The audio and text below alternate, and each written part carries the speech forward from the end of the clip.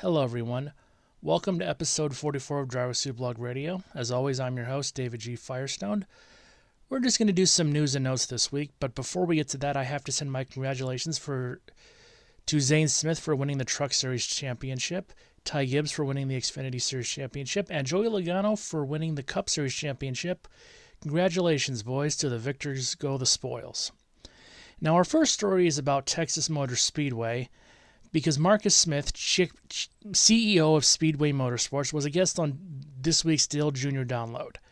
Smith and Dale discussed a possible reconfiguration of Texas Motor Speedway. According to Smith, quote, "What we're doing now is we're working with iRacing to research a couple of different profile changes that we might do at the track." Smith went on to say, "I want to kind of investigate what the options are. We learned a ton with iRacing around the Atlanta reconfiguration. Atlanta is the first track that's been reconfigured based on an iRacing simulation."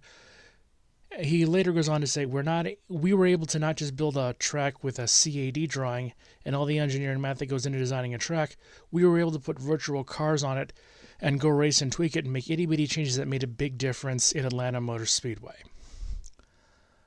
Now, I hate needless reconfigurations. I really do.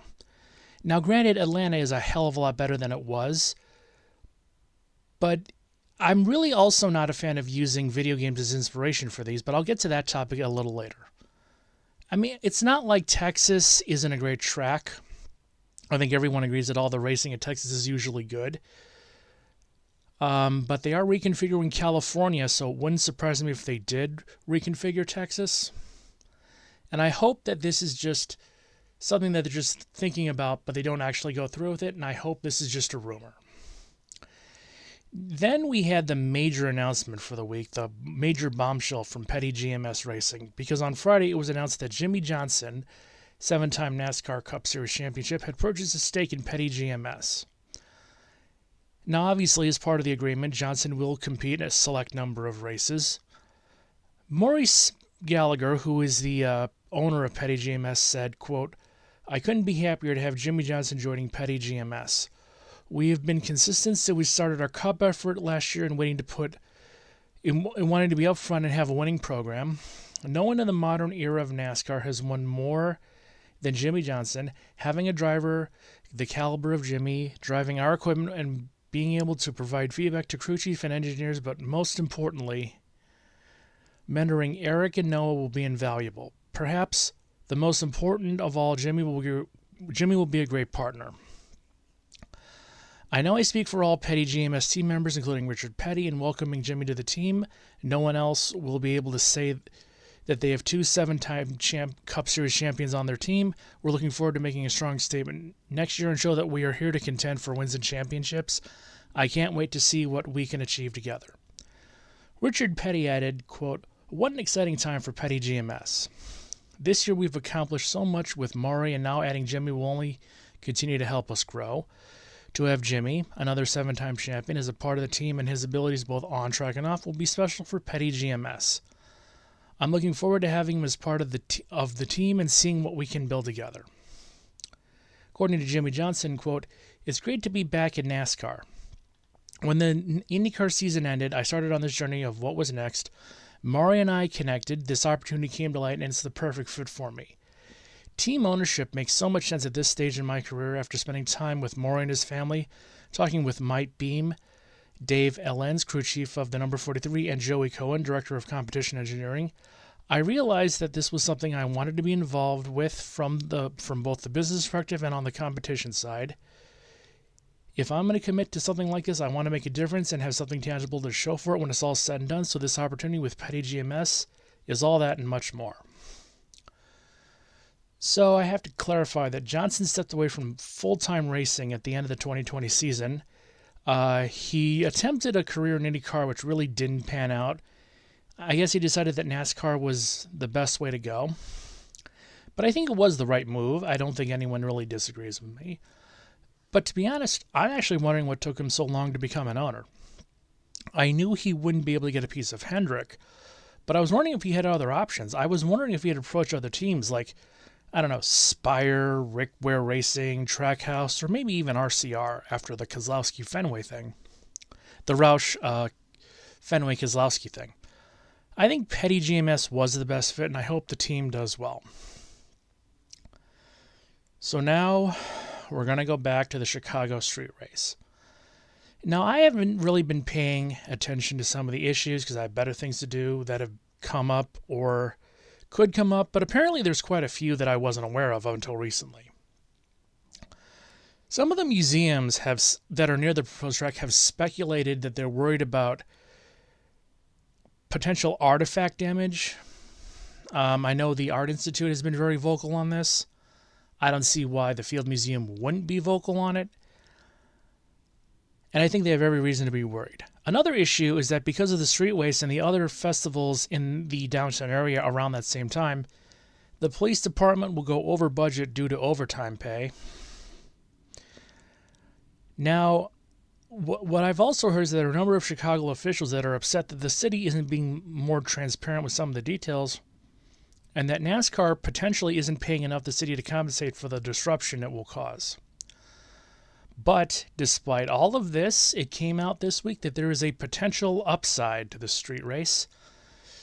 Now, according to Greg Hines writing for Crane Chicago Business, link in the description, a recent economic study states that the race weekend will generate $113.8 million in new spending.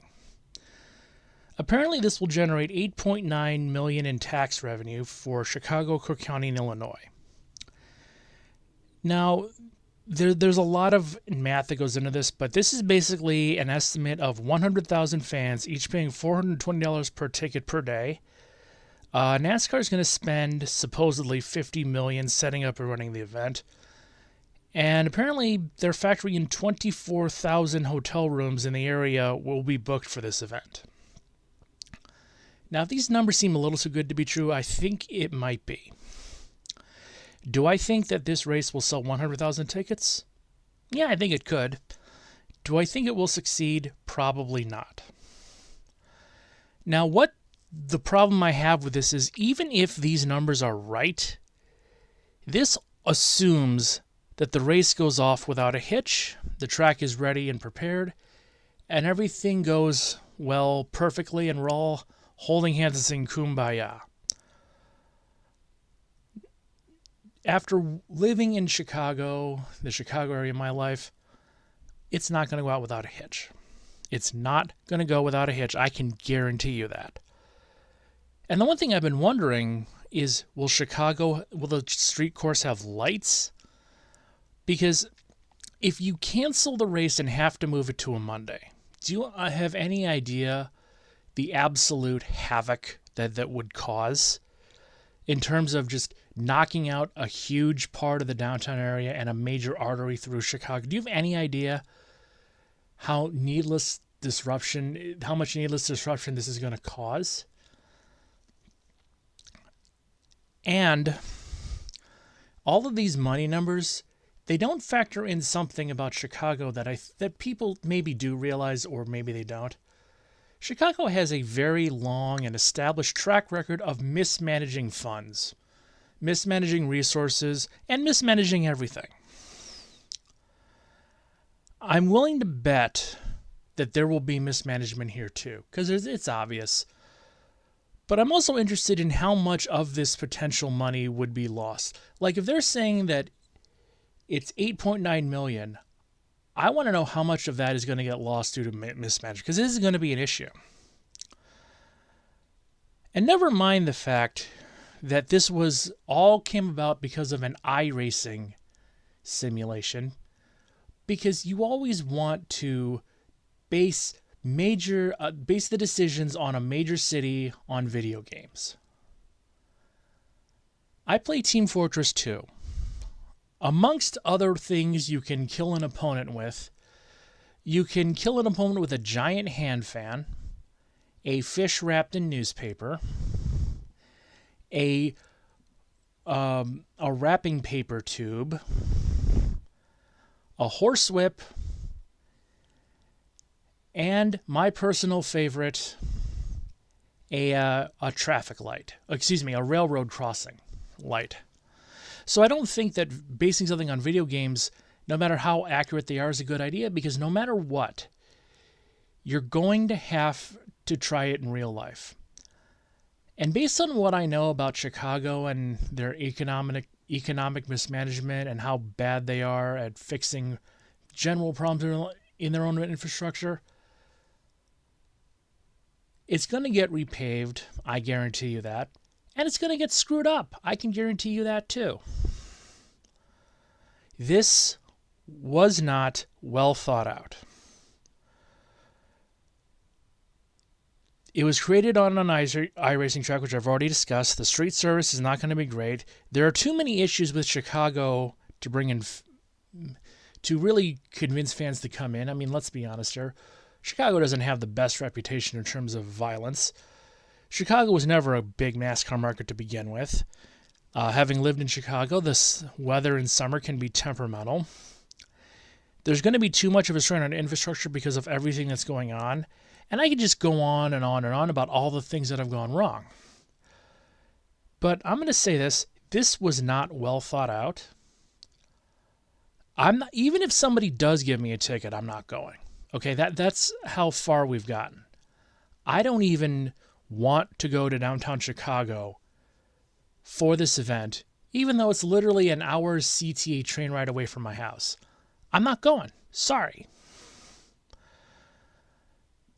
It's not going to go well. I'm sorry. It just isn't. And you know what? I would love to be wrong, but based on everything I'm seeing, the evidence is suggesting this is going to fail, and I'm a fan of believing in evidence. And with that about does it for this week. Next week, we're going to do episode 45, which is probably going to be a more news and notes thing. I'm Dave Farsley. If you like, comment, share, subscribe, and I'll see you next week with another episode of Driver Suit Blog Radio.